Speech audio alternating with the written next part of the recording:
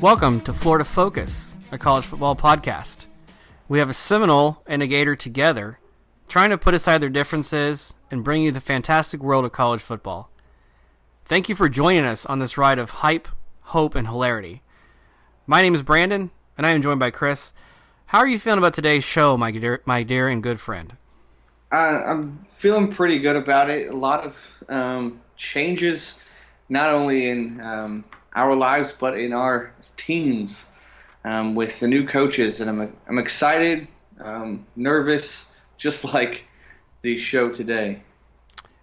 Well, there's certainly a lot to be nervous about, whether it's from the recent coaching changes, which we're going to dive into a lot for our fan base, whether it's us getting our feet wet with delivering our fans what they want to hear and what they expect from us. So I think the excitement outweighs the nervousness and fear. So with that being said, how about we just dive right into it? How's that sound? Let's go for it. Excellent. Well, I personally would like to hear from you about the recent coaching changes at the University of Florida. And I have at least one really good reason, if not two, that I'll kind of explain once you're finished. But just give me your initial take on what happened in the offseason and starting really in October for the Florida Gators.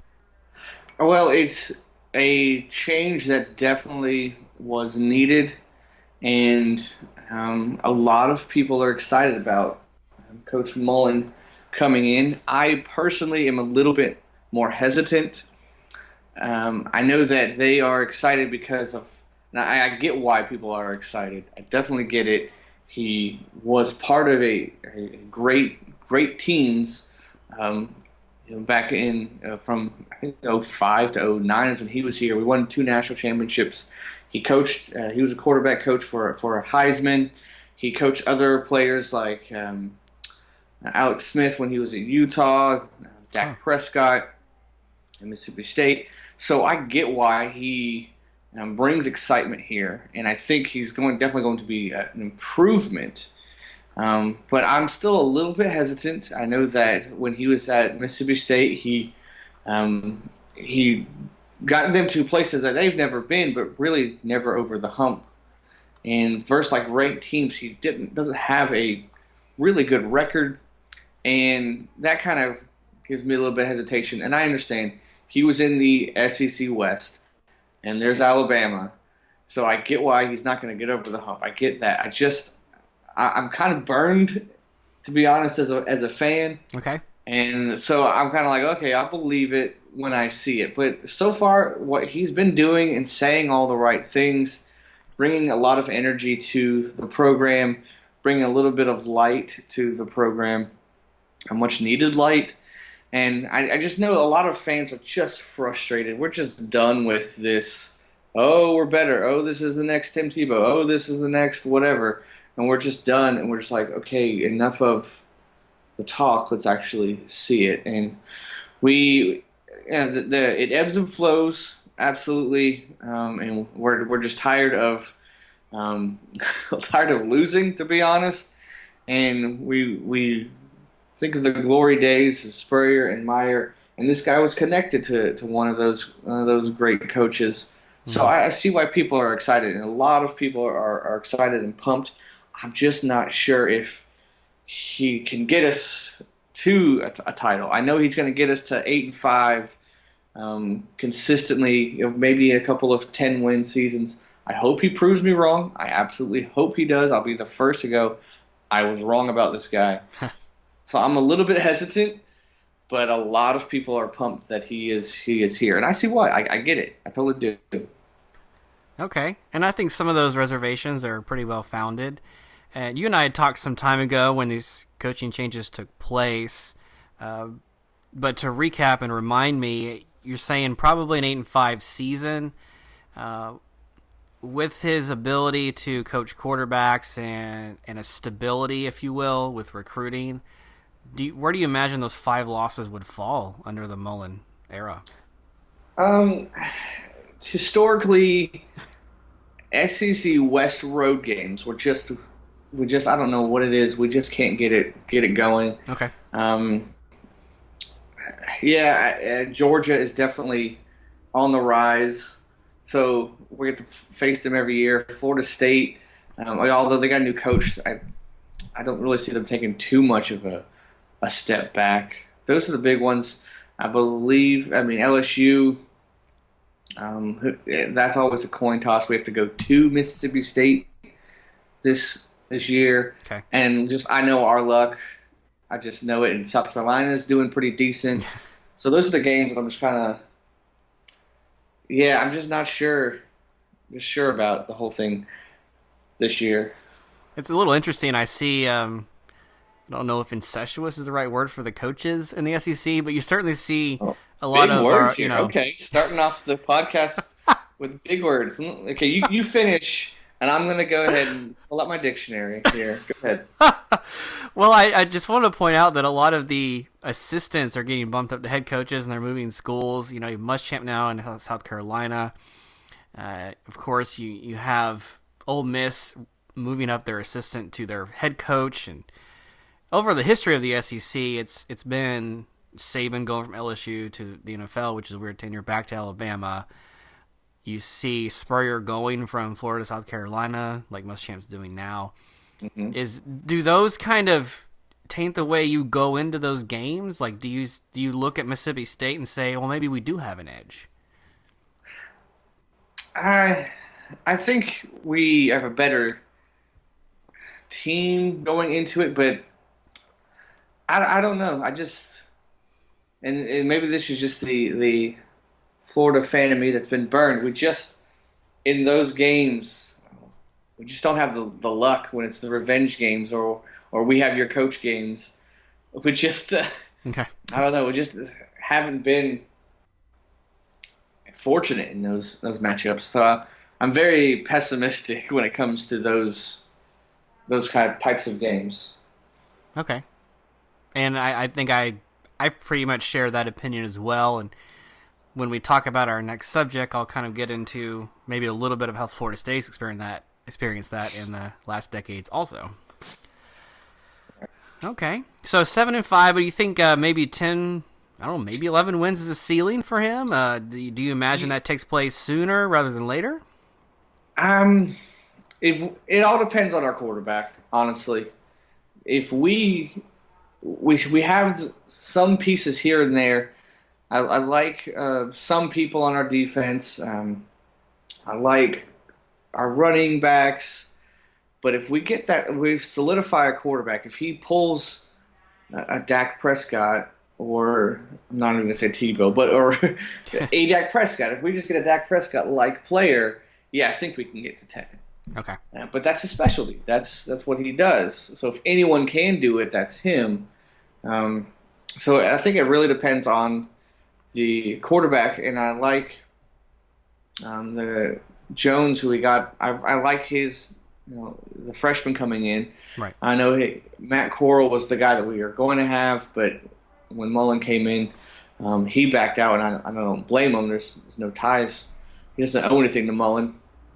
But if Jones is the guy, or if not Jones, if a guy next year is the guy that he brings in, he grooms, and he puts them in a place to win and succeed, and they do that, then I think so. But it really depends on the quarterback with Mullen. All right. And yeah, from an outside perspective here, I saw the thing that I saw come up repeatedly with Dan Mullen were relationships with his recruiting. Yeah. And so that's got to be a plus going in, and I'm sure any team would want a coach that can establish that kind of thing over and over. So yeah, well, with him, I've noticed with McElwain, he was here and he seemed okay with the press when he did the conferences, but he just was an odd person. And with Muschamp, he obviously you saw the stuff on the field, and he was just a fiery guy. But I really think Mullen's really good at good balance of, hey, I'm going to push you and light a fire under you, but also I'm going to be your friend and rally you if you need to put my arm around you to motivate you. I will, but if I need to yell at you, I will. I think he does a really good job with that. He seems very personable, a guy that the fans seem to like. He seems to like the atmosphere. So I think he's a really good fit in that aspect. Yeah, looking at the sideline demeanor of previous coaches, and maybe a little of McElwain's timidness went to the sideline. Yeah. And I don't. From a Florida Gator fan, you can probably tell me maybe the fan base is wanting a little bit of that fire. Not so much the Steve Spurrier, Darth Visor days, but he'll bring out the visor. He'll throw it, but you had two extremes. You had Muschamp, who was just embarrassing sometimes the way he flipped out. Yeah. But then you had McElwain, who was just like, "Oh shucks, we'll see what happens," and that kind of like, all right, this is real. This is serious. Like, be affected a little bit more. He seemed to be the guy at the end of games or half times. The reporters would interview him, and he was, instead of like answering the question or how you gonna, he was just like, "Would you look at this? This is a great atmosphere." He just look around and say to him. It never really. What? I'm like, that's cool. Yeah, I was like, that was cool the first time. That was cool the first time, but after like the seventh time of him doing that, okay, we get it. You're not a fan anymore. You got to be locked in as a coach. Oh, yeah. And it's just, I don't know. He was just an oddball. And so he was the other extreme. So I think Mullen's going to be right in the middle of that. Okay. Well, I think we can all agree that stability and success at the University of Florida makes the sport better. There's a long history there of Heisman winners, national championships, SEC success, and no doubt that's what the Gators want. And whether or not other teams that play Florida, that's what they want as well. So, here's to that happening. How about that? Yeah. So, but the one thing that, like I said, he's been saying and doing all the right stuff. The two things that kind of rub me the wrong way a little bit was I don't like his defensive coordinator hire. I know you and I have talked about this, Todd Grantham. Yeah, we did. Yeah. He's a little bit of a, I don't want to say jerk, but I'll say jerk. Okay. I've seen him on the sidelines. I know he was a defensive coordinator at Georgia, and we were playing them, and we had our kicker was hurt. We had our punter kicking, and he was going to kick the game-winning field goal, and he did. But it showed the video showed Grantham over there doing the choke sign to our kicker, and it's just kind of like, why do you need to do that? Like, I call a timeout, ice the kick or whatever, but like, he's a kid. Like, you don't need to be throwing choke signs at him. So I don't like the fact that he's on our staff. So that kind of rubs me the wrong way. Maybe he's changed, whatever. I mean, let's hope. We won. Yeah, exactly. So we won, so maybe that'll humble him a little bit. I'm not sure. And the other thing is that at a pep rally a few weeks ago at a basketball game, Mullen pretty much guaranteed a national championship. Whoa. He didn't say I promised that, but he was like, we're going to get back to national championship level. Okay. And I took that as, whoa, are you saying what I'm hearing? Because I don't want to hear that. I want to see it. So, I don't know. It kind of fed into my hesitation already. Like, let's pump the brakes there a little bit.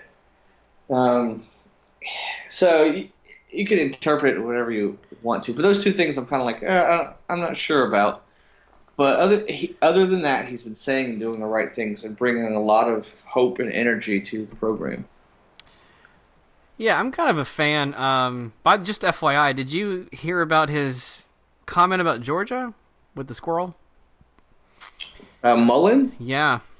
No. I think he was kind of hinting at the fact that Georgia got lucky this year. Really? Not sure why you would take that stab, especially That's not smart. in an off season, along the comments of what you were saying. But you certainly don't want to poke fun at a rival. A rival that just thumped you Yeah, and wins the and national championship game. almost won the national championship game. Like, that's not smart. I believe it was along the lines of even a blind squirrel occasionally finds a nut. Right. Okay, I've heard that before, but I didn't know he. I don't know about I that. think he said it without saying it, sort of deal. I don't know. Well, I know when I believe one of the defensive coordinators from Mississippi State came to Florida, I think under McElwain.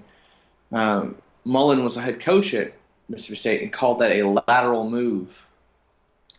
And Wow. yeah, and one, that's not a lateral move. And two, when one of his first interviews or press conferences as a head coach at Florida, one of the reporters called him out on that, and he kind of was like, "Yeah, that was just coach speak." He was kind of like, "I didn't really mean it." Huh. And I'm like, "Baloney." But yeah, so but nothing that he says will ever top the stuff Spurrier said. By far, no. So I don't have to be too worried. But Spurrier backed it up. Let's see if he backs it up. Yeah, and that's what we're hoping for. If you win out there, that covers a multitude of sins, as I've always said and heard. Winning fixes everything. Absolutely. Excellent. So before I dive into the Florida State coaching changes, real quick, probably the last thought I want to get on your topic, because it's going to come up with me, is the way that the coaching change happened. Right. Especially happened in October. Explain to me your thought process on the whole releasing after the Georgia game. It was definitely before the season. You didn't expect 4-7, especially after 2 trips to Atlanta. You were thinking, okay, maybe not Atlanta, but not 4-7, and it was just weird. It was just a weird second half of the season. But looking back, you saw, like, man, we got lucky with Tennessee, and we even got lucky with Kentucky. Yeah, that rhymed. But we got kind of lucky, and we're like, okay, we're not really good. We're just lucky. And then our true colors showed. And mid-season, he's gone. It was just kind of like, that was very abrupt. And I was thinking they gave Muschamp 4 years. They're going to give him at least one more, and then he's gone. Maybe they learn from Muschamp. Right. So it was weird to see him go so soon. And then you get the chance at Chip Kelly and Scott Frost, and you don't get them. And I thought they settled with Mullen. A lot of Florida fans didn't think that. So it's just kind of like, that's kind of why I'm also kind of hesitant too. It's just kind of like, he's good, but knowing that we could have had Kelly or even Frost, just kind of stings a little bit. But it's just weird. It's just so weird going into the season. You're like, that's not, and I'm pretty sure you could talk to it with Florida State. Just like, we did not see this coming at all. But I think it was needed, though. I definitely think it was needed. Very good. And to be clear, for the people that I've heard say, like, the reason Florida State and Florida didn't get the coaches that maybe everyone else could have or did, and said these are not destination jobs, I say that's just completely false. Yeah. I've heard a few reports of that, and I really don't see anything to substantiate it. There's no reason for me to believe that Tennessee gets a coach that these two schools don't. Or there had to be other factors for coaches like Frost and Kelly to not be in Florida right now. Right. Yeah, well, I understand, like, our AD was the AD at Mississippi State when Mullen was there. So True. So I get it. I totally get it, and I get why he maybe the Chip Kelly stuff was smoke screen. I don't know. Maybe it was Mullen from the get-go, which I totally would see that and would buy it. Okay. On a side note to this, the interim head coach for Florida is now at UCF in Orlando. Oh. Randy Shannon, who used to be the head coach at Miami, is now going to be UCF Knights defensive coordinator. I did not realize that. Oh, it's a little, robbing Peter to pay Paul when it comes to the Central and South Florida areas, if you will. Yeah. Which should make it even more interesting, and maybe that means more sustained success in Orlando. Excuse me. Right. So. Well, I don't think he's necessarily the best coach, but he is great for recruiting, especially down south. Right. Of course, he has the ties to Miami, and I don't think he was a terrible coach when he coached the Hurricanes, but he wasn't what they're looking for, and they were in the midst of an identity crisis, if you will. They were much more focused on cleaning up some things after Shapiro, etc., and they wanted more to be the cleaner image, which really never fit Miami, in my opinion, but if that's the way you want to go, and you want to work toward that, go ahead. And maybe that's why he didn't stay and ended up being an assistant, which is probably where he'll be the rest of his career, and he'll be a great one. I think that's a good fit for him as assistant. Sure. Yeah. Head coaching is very difficult. Yeah, not everyone's made to be a head coach. Even some great head coaches can't transition into the NFL. So I think that maybe that's just where he fits best. Absolutely. All right. So a little take on Florida State, and I welcome you to insert some thoughts when you feel appropriate.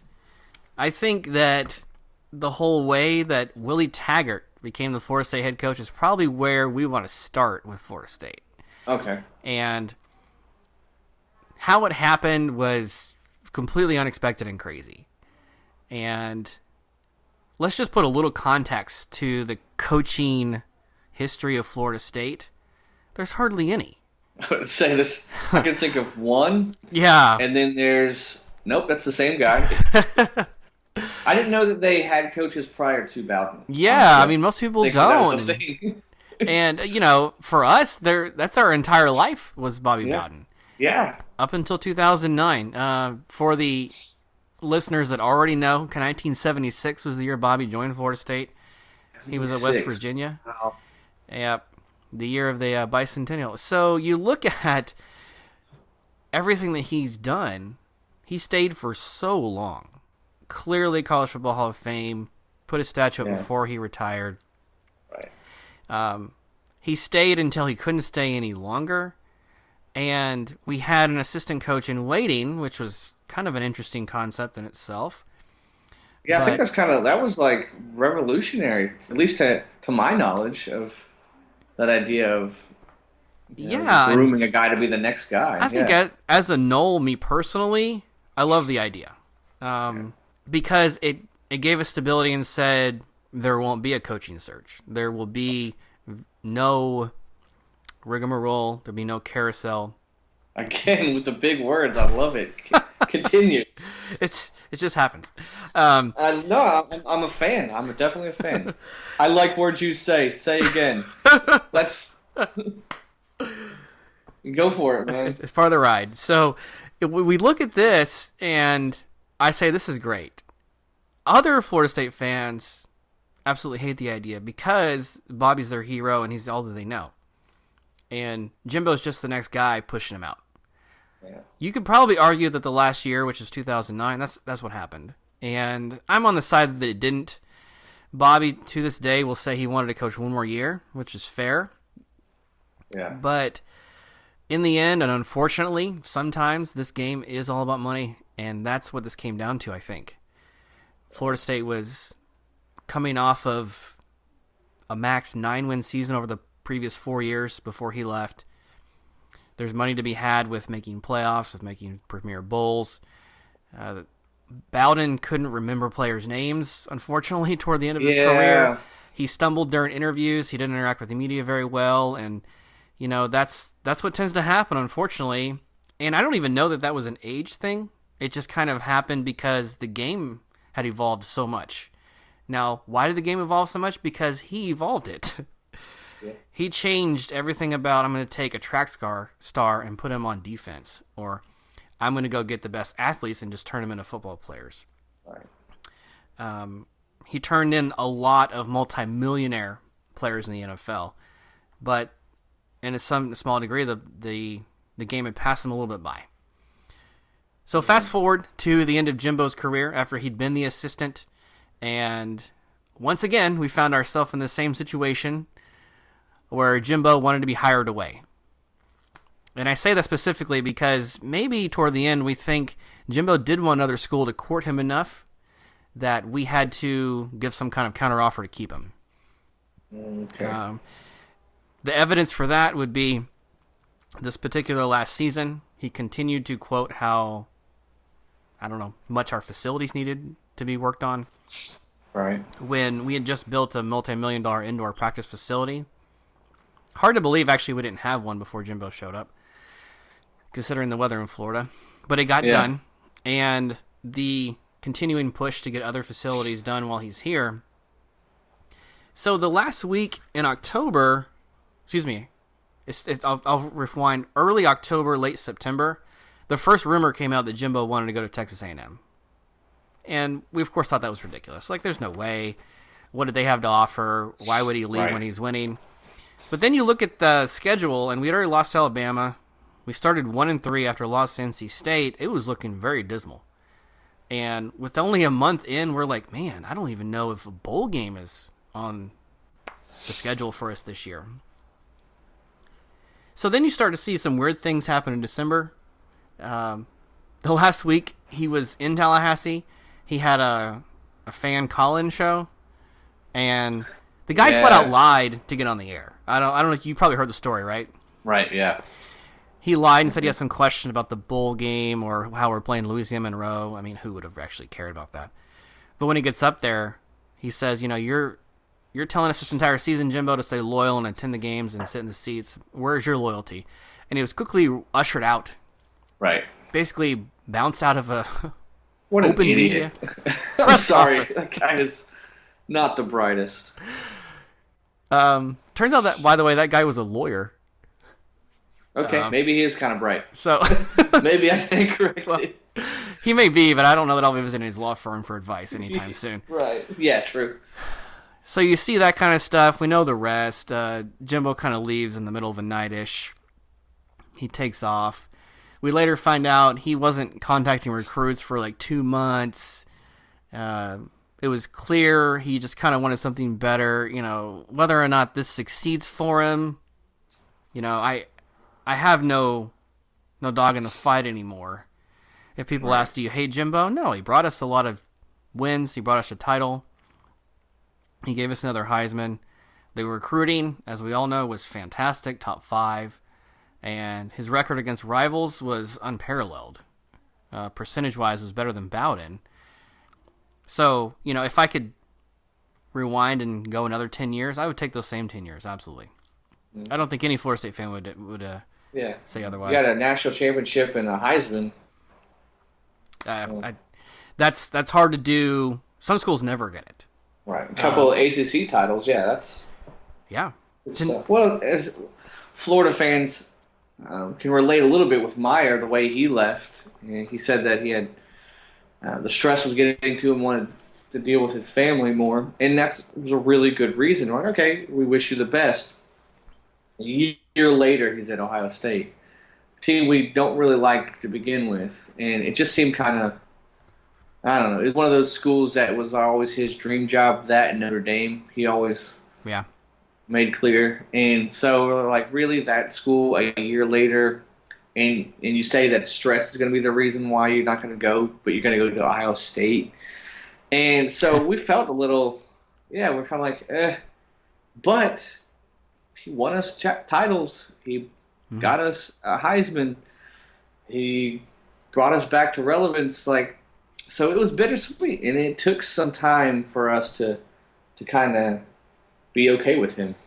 Well, that's a great analogy. I'm going to take some comfort in that a little bit. Meyer did it quicker, though, right? I think he was only there, 5 or 6 seasons? Does that sound right? In his second year, he won it. I believe he was there from 2005 to 10, I think. Okay. Yeah. Yeah, that sounds right. 5 to 10. So I think that's 5 or 6 years right there. And Jimbo did it in 9, so he was 2010 to 2018 or 17, excuse me. So, yeah, that's good. I think for Florida State fans, we were just blindsided by it. And so after he leaves, we're in the first coaching search since 1976. Wow. This is uncharted territory for any Florida State fan. And I'm going to call it as it is. This is the way we need to expect things to be forever. I struggle to see the day when a coach stays at a school as long as they do. There are a couple exceptions, but we can see that they're all fading out. Frank Beamer at Virginia Tech is now retired. Right. Bobby Bowden, of course. I think the longest tenured coach now is Kirk Ferentz at Iowa. And I believe that is, 17 years? I could be off on that. Wow. That seems awful long time. It does. I really think that he was hired like the day after Bob Stoops was Oklahoma, which I believe was like 99. So, any fans that are Iowa Hawkeyes, if you want to check the math on that one for me, I'd appreciate the correct number. But let's just assume for now 17 or 18 seasons. But that's the exception rather than the rule. You don't see the Joe Paternos. You don't see the Darryl Royals, the Saban now at Alabama. They're just not going to be happening anymore. Yeah. You're going to be in the coaching carousel where a guy comes in, he's got 3 or 4 years to turn it around, and then he's on the hot seat. Yep. I think it goes back to the thing we were talking about earlier. It's about money now. And just it's about that more so than loyalty, more so than anything. It's money, and if you're not making the school money, get out. Yep. And the leashes are shorter as coaches now. Yep, for better or for worse, that's the way we're in. And that's how we got a guy named Willie Taggart. Now, this is an interesting hire for a couple of reasons. We have a rule in my house, and that is you always have to start with the bad news first. Okay. My wife always tells me when I come home with the bad news has got to be first. Get it out of the way. I understand. Yeah. I echoed those thoughts. So the 2 negatives I have with Willie Taggart, and they're very, very small. He had a small issue when he was a coach at Oregon, and he kind of overworked some players. And he did some really early morning drills in the winter, and the guys were overworked and ended up having to go to the hospital. Oh. So I'll just say, Willie Taggart, let's just please not have a repeat of that. Let's be careful. Especially in Florida? Yep. With that humidity? Yeah. Now, he is from Central Florida, so he's kind of accustomed to that. Yeah. But you got to be sympathetic to the athletes and make sure you're going indoors and give them water breaks. And I don't see any need to worry about this one too much. There's not going to be a repeat. The other one, and for all the Oregon Duck fans, I'm going to go ahead and apologize that we kind of took your coach from you. He was doing some great things up in Eugene. I'm not going to lie about that. He actually talked 7 guys into going from Oregon from Florida. Excuse me. Not easy to do. Yeah. There's only one city in Oregon that's over 200,000 people, and that's Portland.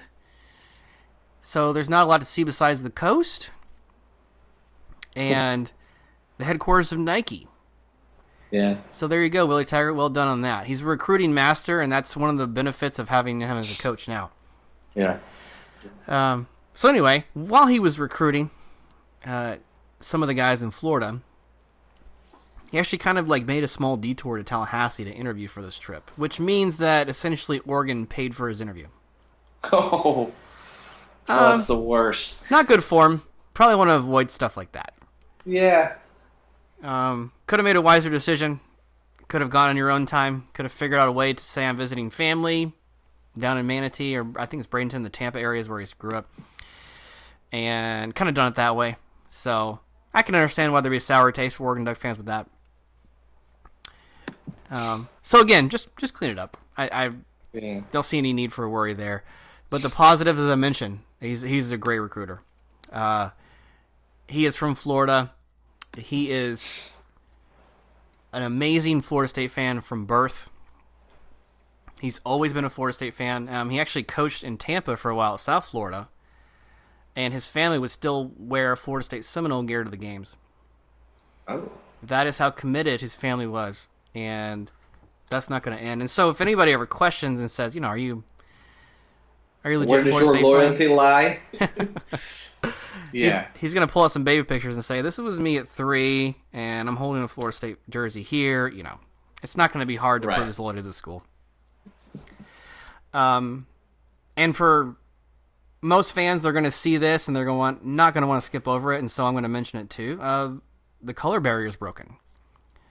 For the second time, really. Odell Haggins was our interim head coach, first African-American coach at Florida State, and now Willie Taggart's the second, technically. You can say the first full-time, however you want to term it. Right. Taggart was very specific in his welcoming interview and press conference to say that he was the second, and Odell Haggins get credit for the first. Oh, good. He gave him credit. It's good. Absolutely. So that speaks a lot. Even bigger than that, to me, he's young. I think when Jimbo Fisher was a coach here, the staff was just 50s, 60s, and this was something that the end of the Bowden era started to show as well, is you started to see a bit of a disconnect because it was just different generations on the sideline. Right. So that's what I look forward to as well. What were your thoughts as a rival from someone 2 hours away? Did you know who Taggart was? What do you think about him coming to Tallahassee? What did you think?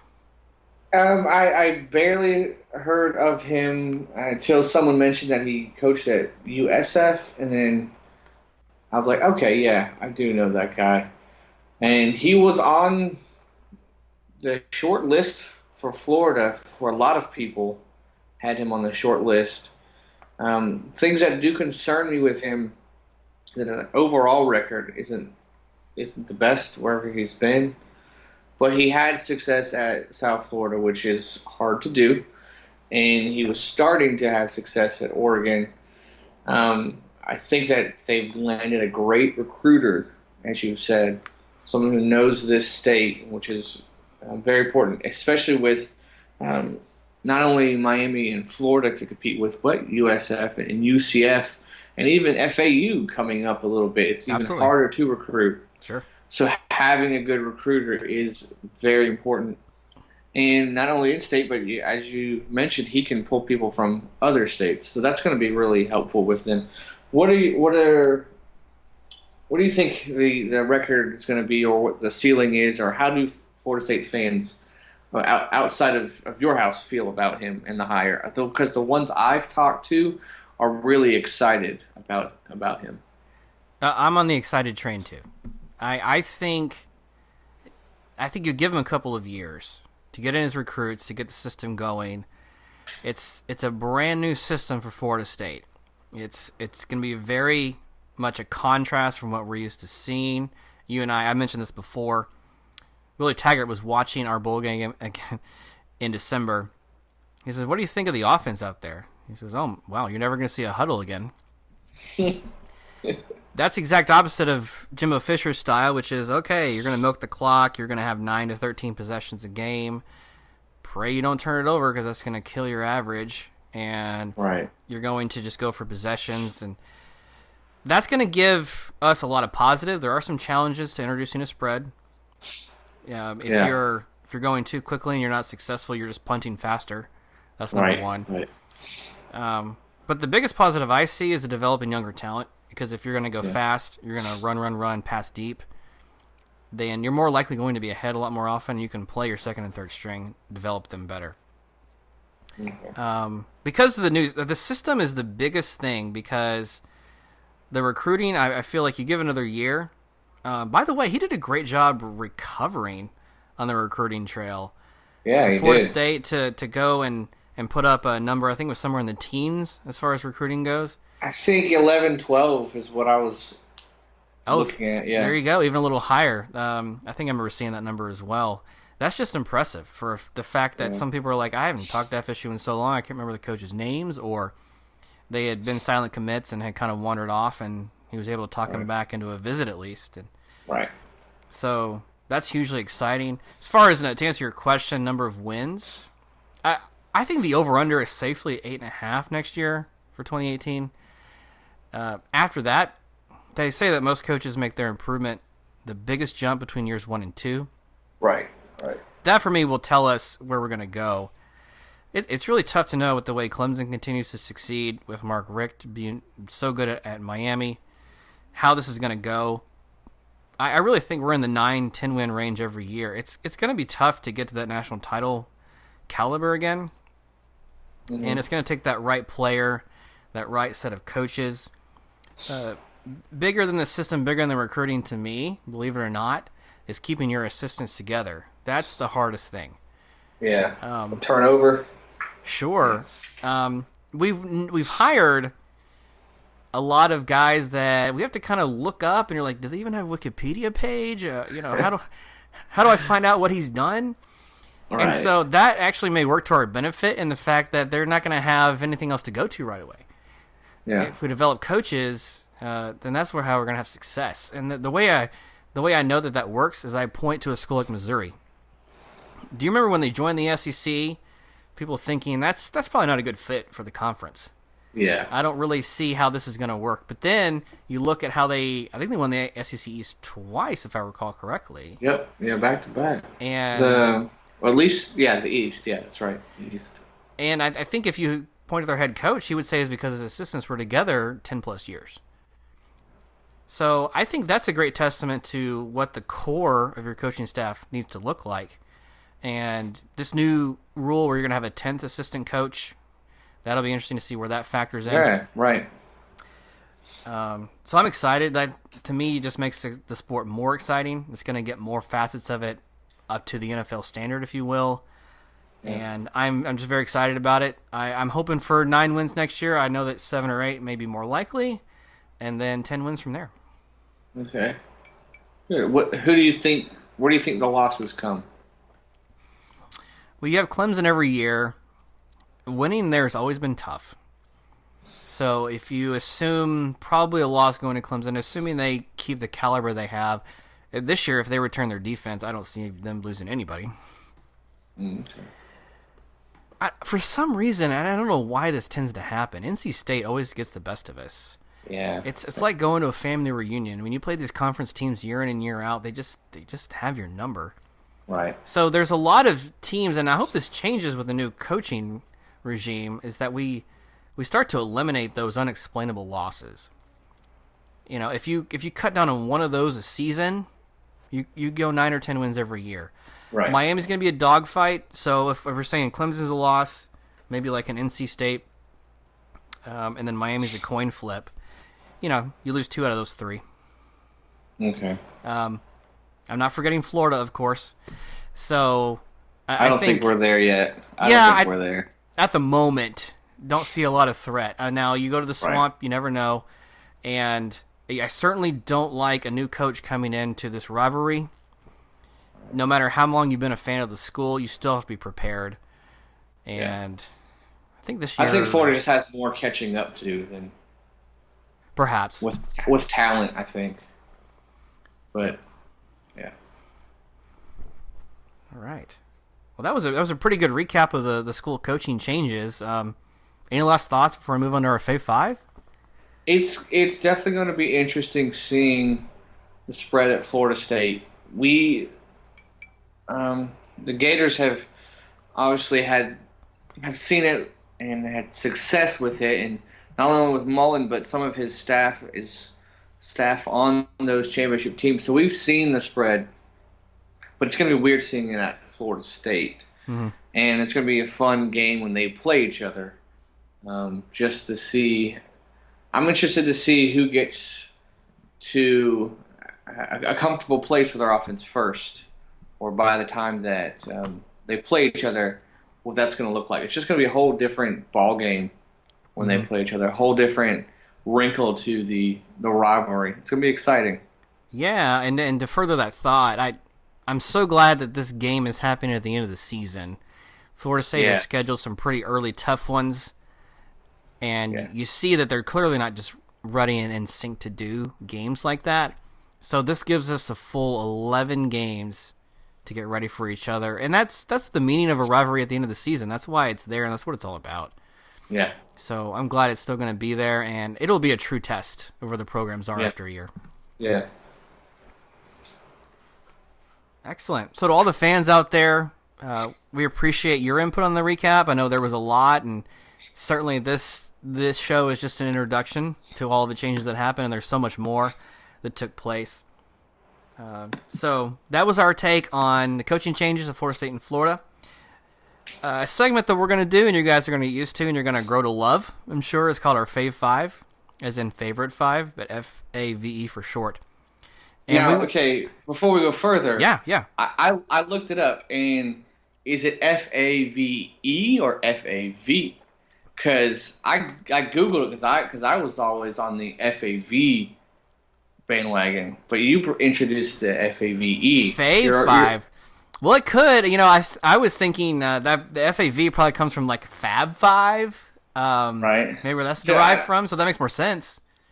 Well, I Googled it, and it from what I gathered, it said you can do either one.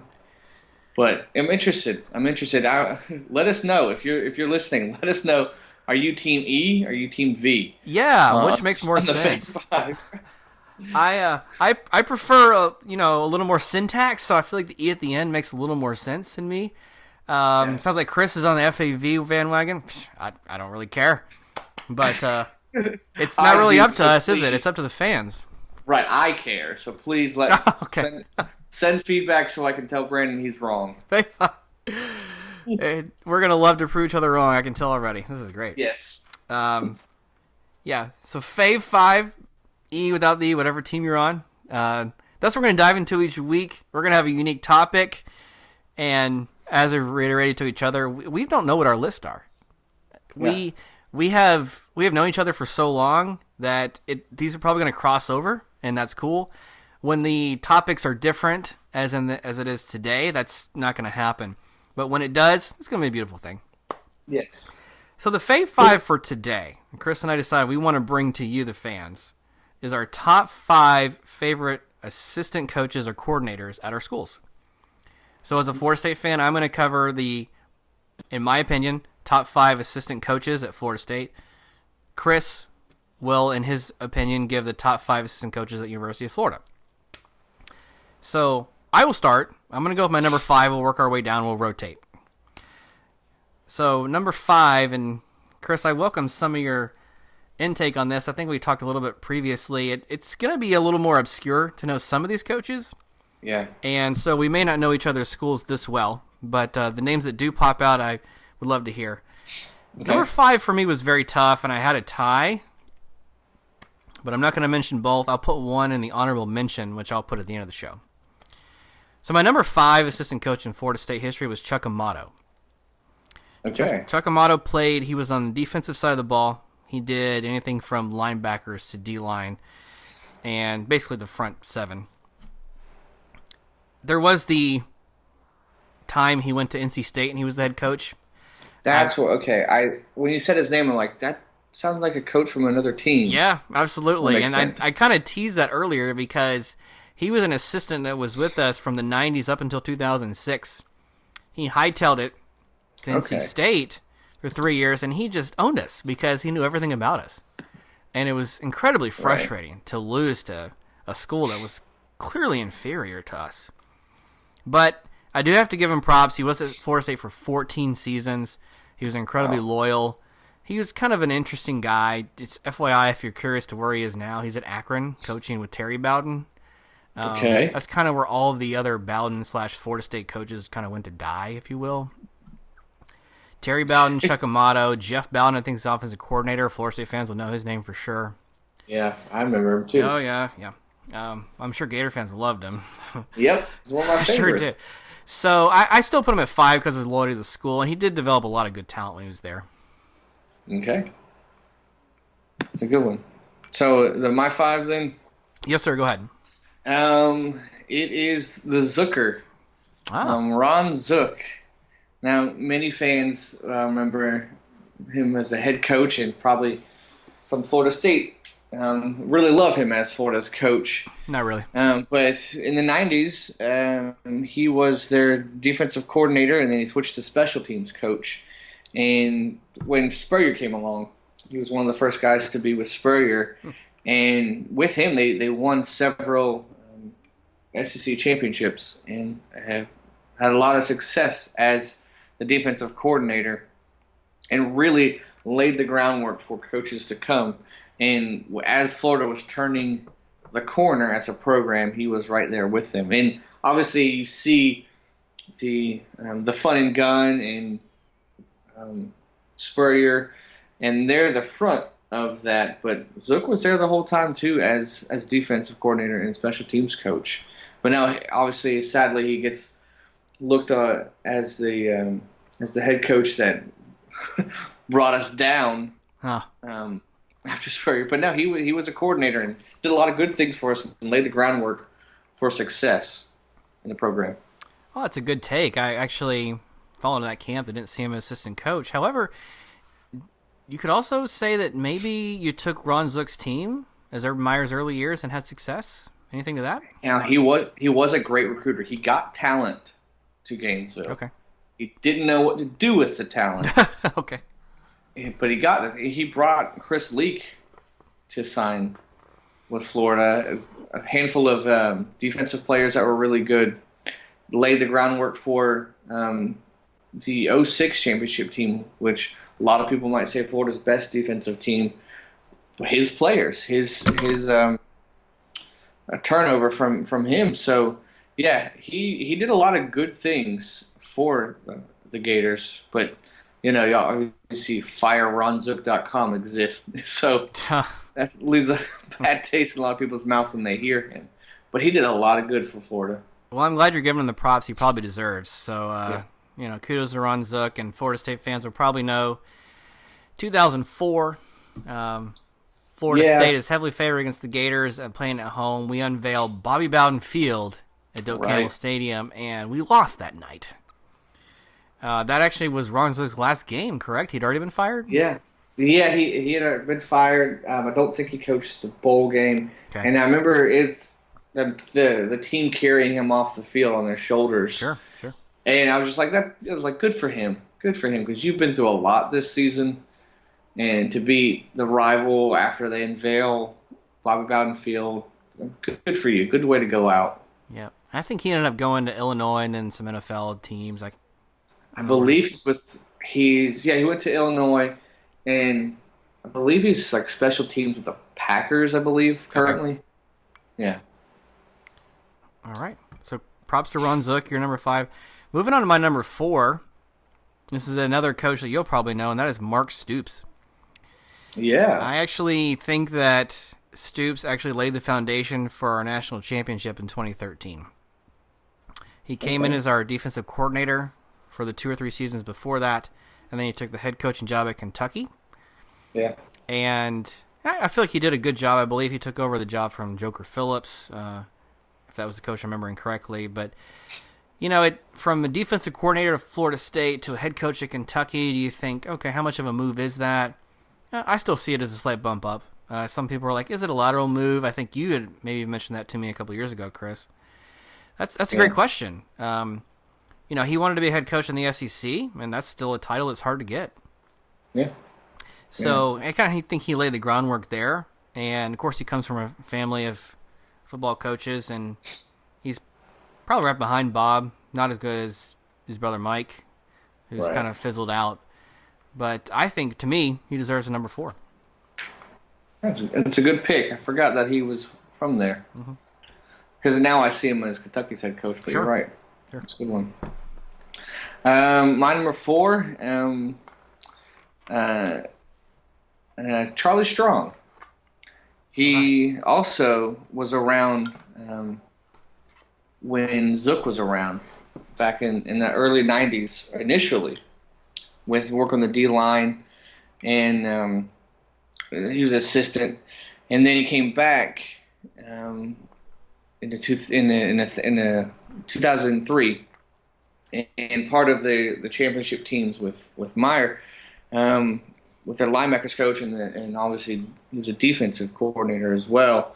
And then he was actually an interim coach for our bowl game, and I believe he might have been the first African American coach for Florida. Technically, he did the bowl game for us, and so he's just been a big part of our program.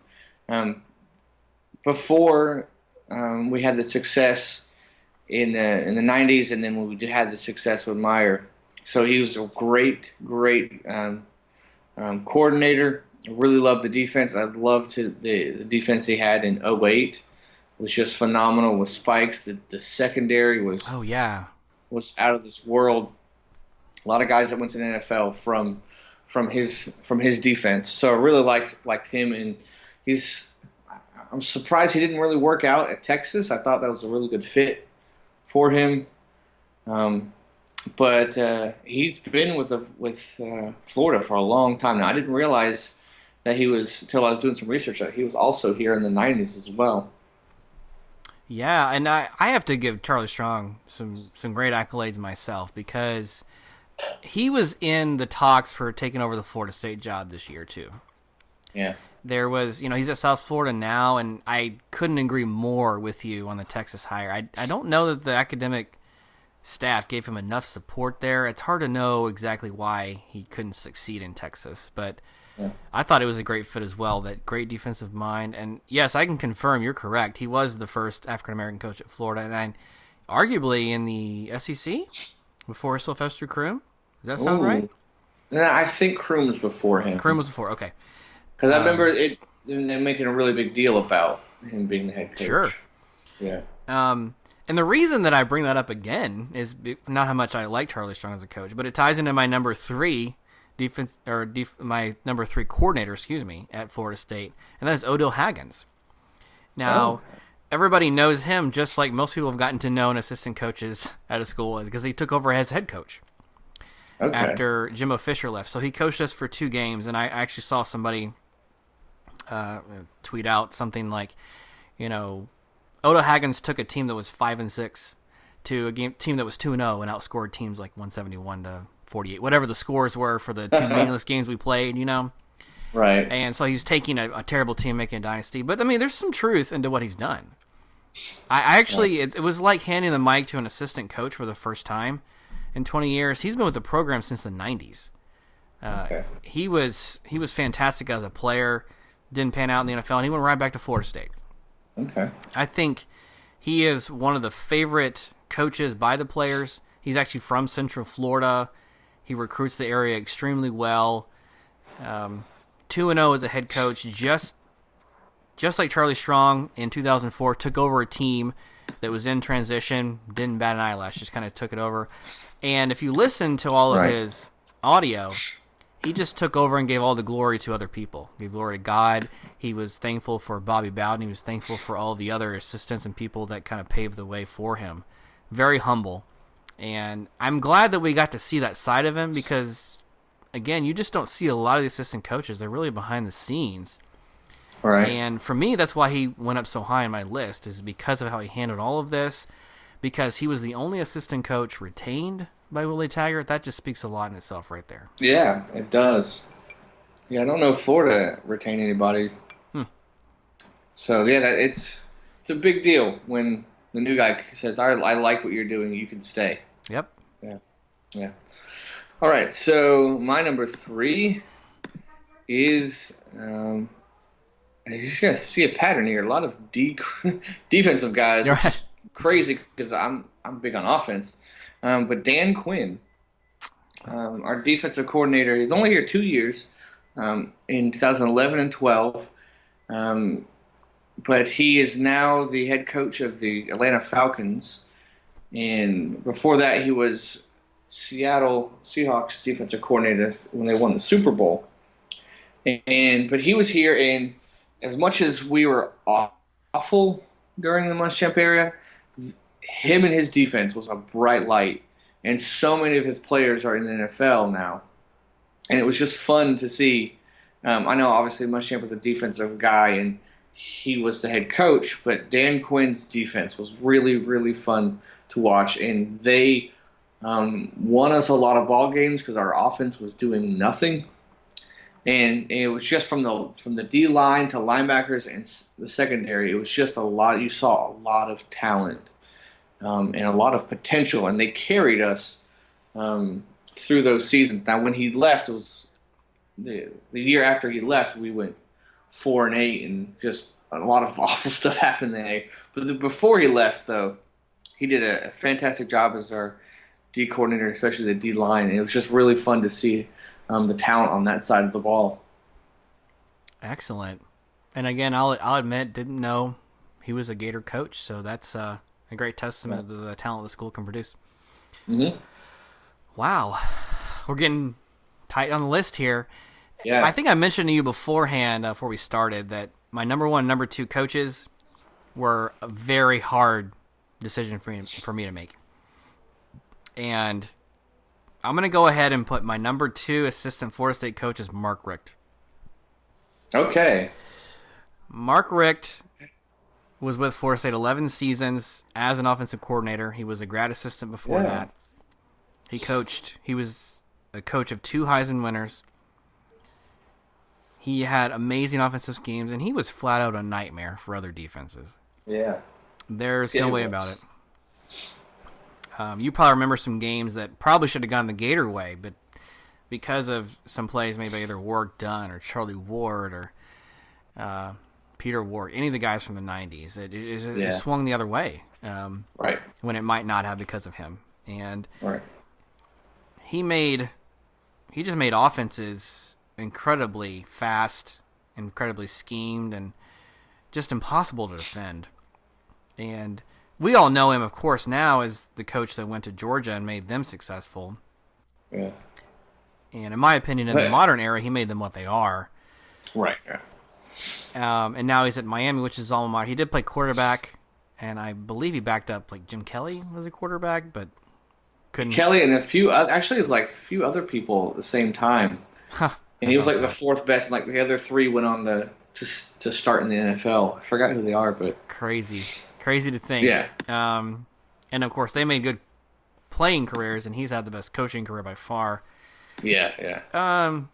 I would venture to say him and Frank Beamer probably the best coaches never to win a national title. Oh, okay. And so, I have to put him at number 2, but I can't argue with number 1, which I'll get to in just a minute. Yeah, he's one of those guys as a Gator fan, he's choosing all the wrong teams throughout his career. But I do respect him because I respect his faith. And one story that, I obviously don't like his choice of schools, but there's a story that when he was a coach at Georgia, he adopted some kids from Russia. Oh, yeah, I heard about that. And I don't really remember if he had other kids prior to that, but he was they're looking at adopting a kid from Russia. And he saw this one, I believe it was a boy, and he had a lot of physical ailments, and they got to know him a little bit better, and he decided to adopt him. But there's a lot of medical issues going on, and it's so expensive. And one of the nurses was like, "Why did you choose him? You've had other kids here that aren't going to be a burden on you, a lot healthier." And it turns out the kid had a brother or something like that, and he's like, "We'll take them both." And they're like, "That's insane. Why would you do that?" And you think he's a coach at a big-time university, and he was like, "Who else is going to adopt this kid?" Oh, wow. And he's like, "We have the means to do it." And he's like, everyone's going to pass over him, but we have this, like I said, we have the finances to do it. Like, who else is going to do that? And so once I heard that story, I'm like, okay, you might have bad taste in teams, but you are a stand-up dude. Like, I really, really respect you now. So I'm excited for the Miami Hurricane fans that they got a good person as their head coach. Absolutely. And a university that deserves some integrity, and I mean that with all sincerity. They deserve some integrity. They've got a guy that does that. Yeah. And I didn't overlook his personal life because that's a huge part of who he is. Right. And there you go. You said it better than I could. Anyway, that's my number 2. How about you? For mine, he is our new head coach, and that is Dan Mullen. Ah. He was our offensive coordinator. The Tim Tebow, Urban Meyer era, 05 to 08. The quarterback whisperer, whatever you want to call him. He took with Meyer, obviously, he took Chris Leak, who is not a option quarterback, and won a national championship with him in his offense, which is insane to do. And then a couple years later, you have Tim Tebow and the success he has, and Tebow wins the Heisman. And it wasn't the fun and gun, but it was exciting and effective, and it reminded us a little bit of the fun and gun and got us back to that. So, he's definitely my number two. And as much as I seem to have bashed him earlier in the episode, he's a great coach and great coordinator, if nothing else. And I see why people like him. I absolutely do. And so that's why he's my number two. It's odd. My list is full of defensive coordinators, but he's my O guy that I really like and really liked what he did when he was here. Yeah. Well, I think we're also seeing there's quite a chasm between assistant coaches and head coaches. You know, a guy that you would put your number two, we have hesitations on their head coaching ability. And that's just a testament to the program structure and just how hard it can be to make that next step. It really is difficult. Yeah. Yeah. So, my number one Florida State assistant coach, and I wonder if this is the guy that you were talking about earlier that you knew, and that's Mickey Andrews. Yes, absolutely. I was going to say, if you don't put him on there, I don't know what I'm going to do, but just put him on there. Yeah. Well, I actually debated putting Rick Rick and Andrews switched, but in the end, there's no way to describe what Mickey Andrews did. You know, you look at those 90s teams when Florida State finished in the top 5 every year for so many years, and you couldn't have done it with just the offense by itself. He took defense at a time when it wasn't sexy, and he made it sexy. That's the way I've seen it. He produced all kinds of All-Americans. He produced NFL talents, Marvin Jones. He came in after Deion Sanders, Bodrick Bunkley. All these guys that are continuing to have successful NFL careers, and they started at Florida State. To speak to his personal life a little bit, still lives in Tallahassee, even after he's retired. Okay. And I won't lament on this too much, but I actually was at his last game, which was in 2009. And he had just come off of some pretty severe personal issues. His son had committed suicide just 2 years before. Oh, wow. I didn't realize that. Yeah, so, I mean, he actually kind of wanted to bow out after that, and he kind of gave Florida State 2 more seasons out of loyalty. Okay. But I think the defenses that we had really speak for themselves. The fact that we drafted a number 1 guy in the NFL for 10 consecutive years at least, that says it right there. We weren't preparing these guys just for their 4 years of education. He was being fathers to these guys. He was preparing them for the next level. And, he brought that fire and the defense. It never mattered who we played. Florida State, you knew, was not going to go up 17 points easily. Yeah. And to know that you could have a night where your offense is going to struggle and they were going to be there to pick you up every single time, that's the reason why we're champions, is Mickey Andrews. Yeah, it was. I remember what sticks out to me is just the D line and the pressure on the quarterback and the linebackers too. Sometimes corners coming off, just the pressure, relentless pressure, and it's the first time you see where you have so much speed from big people coming at the quarterback. Yeah. And that's the first time I noticed it with Florida State. It was just, these 300-pound guys can run just as fast as anyone else. That's scary. Yeah. I don't know how he trained him to do it, but right. He gave him quick feet. They could put on pounds, and he could still make them horrible presences in the pocket. There's very little downside to him. I would say during his last couple of years, they started to use our speed against us, and he couldn't quite figure that out. Throw some screens and draws in there, and that tend to mellow out. But that's not typical. When you look at the 20, how long was he there? I think it was close to 20 years of success. It just wasn't common, and you had to go in scheming against that defense and know, okay, I've got to be on my game, and they will take advantage of any mistake I make. Yep. It's a good pick. Smart pick. Glad I got your approval on that. Thanks. Good, yeah. My number one, and I'm gonna be honest, I almost, and you might say the word cheat. I almost found a loophole to put other people higher on this list, but I didn't. I didn't go that route because technically, Steve Spurrier was also not only the head coach, he was the offensive coordinator. Oh. And technically, Urban Meyer ran the special teams as well. So I really debated about putting them on this list. Okay. But I felt that you could make a case that's a cop-out. So I did not. But I really thought really long and hard about putting – because they would have been like 1 and 2 or at least 1 and maybe 3.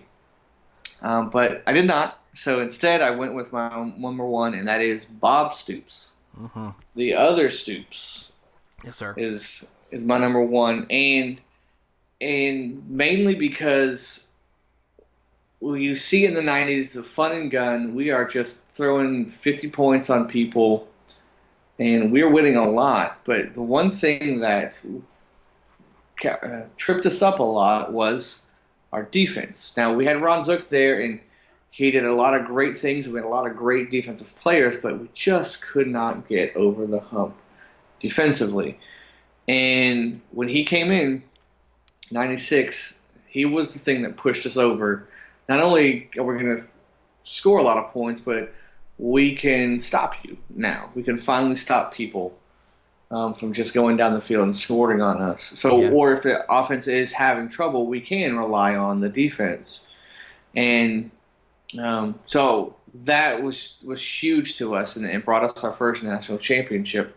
So, and he was the D coordinator at that time, and then he obviously went on to have a lot of success at Oklahoma, several Heisman winners and championships, and he won a national championship against a team. I can't remember who. They say 13-2 was the score. I don't remember. Anyways, it doesn't matter. So yeah, he's definitely that's why he's my number 1, because he was the guy that really was that final piece of the puzzle to get us the national championship. We got the athletes there. We got Spurrier. We got Warfel. We got offense. We got the points. The one thing that was just missing was enough defense, and that was him. That's fantastic. I actually didn't realize it until you said it. He was only there 4 seasons before he moved to Oklahoma. And wow, he was there 96 then when you won the title, and finished off Spurrier's career mostly. That's impressive. Yeah, and for the fans that don't know, Chris was trying to point to the fact that OU beat Florida State in the national championship in 2000. That's right. That's right. Yeah. That was an ugly game. Oh my gosh, 13-2 final. Could it be any uglier? And if you're Alabama LSU, you could say maybe it is. Yeah. But not a fun one to watch. That was sure. Yeah, there's been a lot better, for certain. Yeah. That's a great list, by the way, and that's a great trip down memory lane, if you will, for all of the supporting cast that made all of our teams maybe take that extra step that they weren't able to do with just the head coaches, the staff they had at the time. Yeah. So what I'm curious to, do you have any honorable mentions? I do, and for the same reason that I didn't want to include like an assistant turned head coach, I didn't include Jimbo Fisher in there. Okay. He was our offensive coordinator from 07 to 09, and I kind of had him tied for 5th, mainly because he just wasn't there as the assistant long enough. Now, had he been an assistant for like 13 seasons, I would have bumped him up probably in the top 1, 2, or maybe 3 at the lowest. Okay. But he had a way to read the game so well. He knew the right play to call at every single time. He knew what personnel to put in. He would take his sweet time doing it and run the play clock down under 5 seconds, but he would get it right. Right. And I noticed that pretty quickly when he took over as the offensive coordinator in 07. Immediately, he started just running over Miami. They could not stop us. And I literally mean running, not passing, running the ball. Christian Ponder would run Right. at will. Whatever running back we decided that game wanted to run, we just imposed on their defensive line. They couldn't stop it. Okay. So That's a good one. That's a real good pick. he goes honorable mention. There are a couple. I'm just going to throw these names out there real quick and not a lot of elaboration. Kirby Smart was a GA for 1 year, grad assistant. Okay. So props to him. We had Jeremy Pruitt for 1 season as defensive coordinator. That was 2013. That's the year we won the national championship. Fantastic. He probably would have made the list had he been there longer, but 1 season's not enough time. And Gene McDowell, he was a long-time Central Florida coach. He was the person that kind of brought them up from D2 to D1. And for any UCF fans listening, if you're in Orlando, there was a lot of push during his tenure to kind of get facilities built at University of Central Florida. A little quick history. They weren't a school that even wanted football or athletics at all. Okay. And so for a long, long time, decades, they would play their games in downtown Orlando off campus. And so he kind of brought them into the fold and eventually got a stadium built at UCF. Okay. It's good. For Florida, we have Greg Madison. He was our defensive corner for a while. Now he's Michigan's defensive coordinator. You'll know this one, Steve Adazio from BC. Yeah, Boston College. Yeah, he was with us. I think he followed up Mullen when he left, and then Larry Fedora. You also know this. You should know this guy too. North Carolina. Yep, exactly. He was our O coordinator for a while there. So those are some good ones. And then one that's really funny and obscure. For 1 season, we had our offensive coordinator was Charlie Weiss. That's right.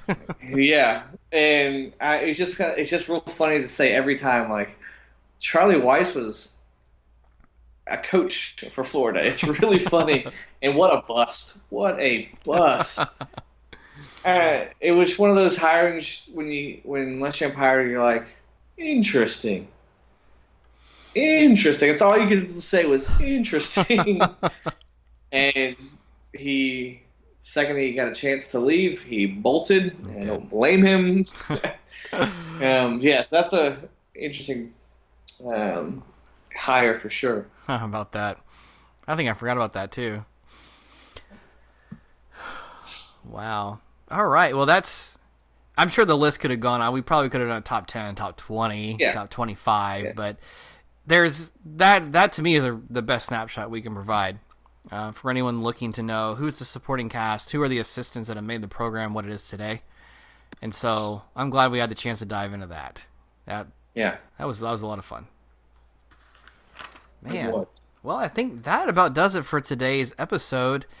It's been fun, Chris. I appreciate that we can set aside our differences, like I mentioned at the top, and kind of have a really good intellectual conversation.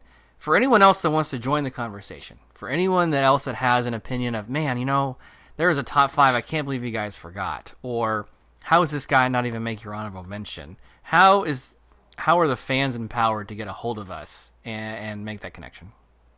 All right, so the best places to find us, our website at floridafocuspodcast.libsyn.com. That's Libsyn, Libsyn. Facebook and YouTube at Florida Focus Podcast.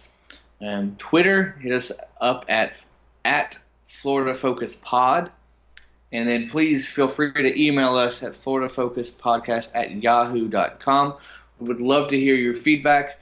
Throw out some names of assistants and coordinators that we have missed. Maybe tell us what your list is. If you'd love to give us we'd love to hear some suggestions of what future subjects you'd like to hear, some Fave Fives. Please let us know. If you're Team E or Team V, we want to settle that soon. But any feedback you'd like to give us, you can find us either Facebook.